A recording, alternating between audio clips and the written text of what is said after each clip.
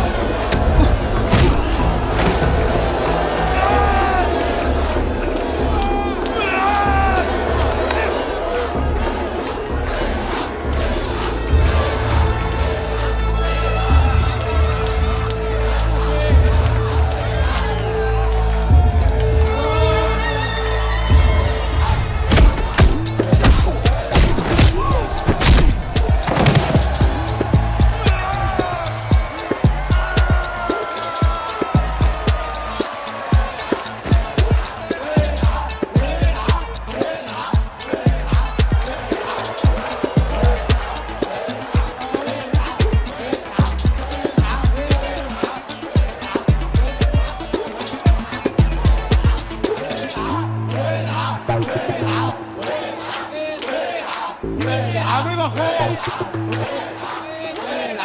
تعال. ايه ده؟ الله صح. الله عال. ترى الماتش سخنك ولا ايه؟ ده ماله ده؟ ايه اللي جابك دلوقتي؟ اتفرج. ما انا قايل لك ما تجيش. ياللي ماشي عالطريق شد بحرك كان غريب، ياللي ماشي عالطريق شد بحرك كان غريب، نفسي اقول اني بحب بس قلبي مش كريم.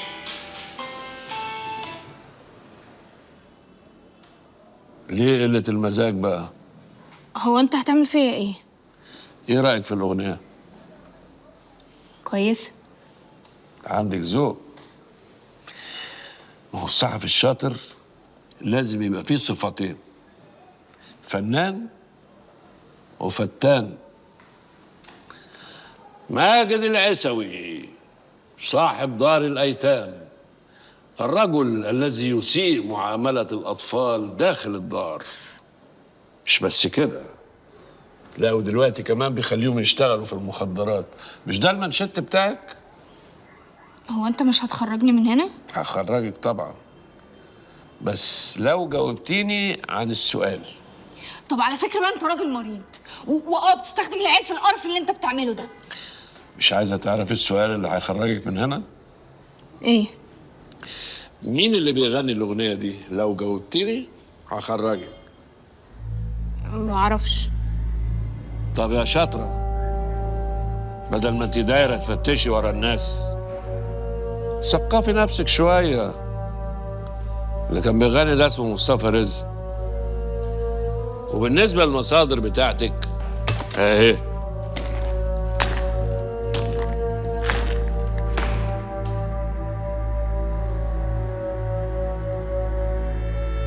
بابا ماجد، الصور انا بعتها لرئيس التحرير خلاص. هتوحشني.